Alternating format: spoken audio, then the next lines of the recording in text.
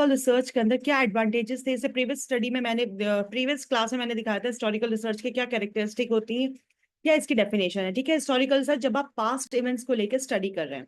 अब अगर हम इसके एडवांटेज की बात करते हैं तो इसमें सबसे इंपॉर्टेंट एडवांटेज तो यही होता है कि अगर आप कोई भी चीज प्रेजेंट में करना चाह रहे हैं तो थ्रू द पास्ट के बेसिस पे आप उसको एक्सप्लेन कर सकते हैं। आप अगर किसी डॉक्यूमेंट्री पे स्टडी कर रहे हैं, आप पॉलिसीज पे स्टडी कर रहे हैं, तो पुरानी पॉलिसीज कितनी इंप्लीमेंट की गई, कितनी इंप्लीमेंट नहीं हुई, कौन सी बेनिफिशियल रही, ये सब चीज आप एक्सप्लेन कर सकते हैं। प्रिवेंट करता है रिपीटिंग मिस्टेक्स, पहले जो मिस्टेक्स हो चुकी है आगे वो मिस्टेक्स ना हो, उसको काफी हद तक हम इसमें प्रिवेंशन कर सकते हैं। हेरिटेज को प्रिजर्व करने का काम करता है। बहुत सारी नॉलेज ऐसी होती है जो आपको पुरानी होती है, वो मिलती है because of documentaries, historical research के बेसिस पे।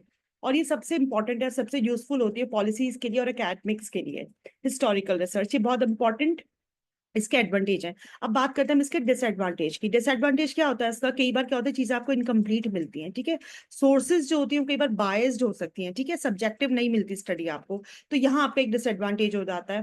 ठीक है, इंटरप्रिटेशन जो होता है कई बार सब्जेक्टिव होता है, तो जिसमें सब्जेक्टिव होने की वजह से उसमें बायसनेस के चांसेस होते हैं और बहुत टाइम टेकिंग होती है। ऑब्वियस सी बात है, अगर आप कोई भी मूवमेंट के ऊपर स्टडी कर रहे हैं, इंडियन मूवमेंट पे स्टडी कर रहे हैं, पॉलिसीज पे स्टडी करें, तो आपको एक बहुत डिटेल्ड स्टडी करनी पड़ेगी, बहुत सारे उसके प्रॉन्स एंड कॉन्स देखने होंगे। ठीक है, इसकी जो हाइपोथेसिस होती है वो आप डायरेक्टली टेस्ट नहीं कर सकते, क्योंकि हम यहाँ पर पास्ट स्टडी पर, पास्ट इवेंट्स पर हम रिसर्च करते हैं। तो ये इंपॉर्टेंट इसके एडवांटेज और डिसएडवांटेज है आपके हिस्टोरिकल रिसर्च के। So thank you friends.